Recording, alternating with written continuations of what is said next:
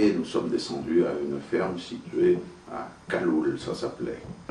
Et là, il y avait de l'eau, une fontaine d'eau qui coulait été comme hiver, et il y avait donc un confort un peu plus grand, quoi qu'on s'est établi, nous, comment dirais-je, dans les habitations où avant ils mettaient les troupeaux, quoi, les écuries, quoi, qui ont été on les a aménagées en arrivant, voilà, on a mis des lits superposés, on a fait quelques petites pièces. Alors là, il y avait des grands arbres autour, il y avait de l'ombre, tout, bon, on était là, mais je vous dis, peu après, on était transformé en commando de chasse, où on partait très souvent, et alors là, on marchait énormément, vous savez, dans le Djebel, on faisait marcher d'un piton à un autre, c'était vraiment, on en avait marre, quoi, de ça, hein.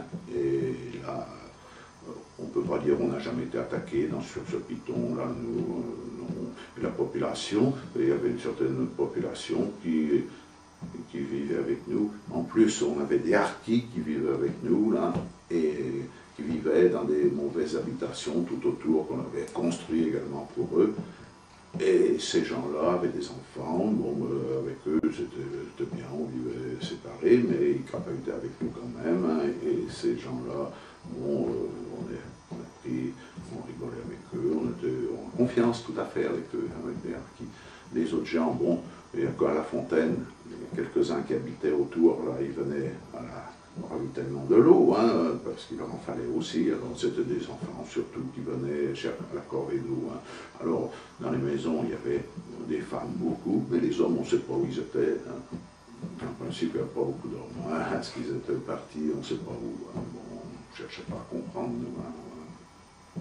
Bon, mais c'était une petite vallée, alors on était tranquille, il y avait des champs, dans le temps il y avait un colon, on a vu encore des tracteurs, il y avait encore des vignes, il y avait même un gardien espagnol qui gardait la cave coopérative, parce qu'il y avait des vignes, petite cave coopérative, alors il venait d'un patelin de Cavignac, il venait parfois nous voir, hein, je me souviens, et bon, on vivait comme ça. Alors après le crapahut, on descendait donc dans notre ferme.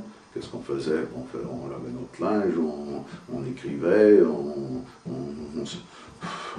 on passait notre temps, vous savez, et on s'allongeait sur le lit, et on se reposait, on dormait. Hein, c'était vraiment... alors là, on n'avait pas d'heure, vous savez, surtout après le stage commando, hein, on dormait aussi bien le jour que la nuit, ou que n'importe, vous savez, c'était vraiment n'importe quoi.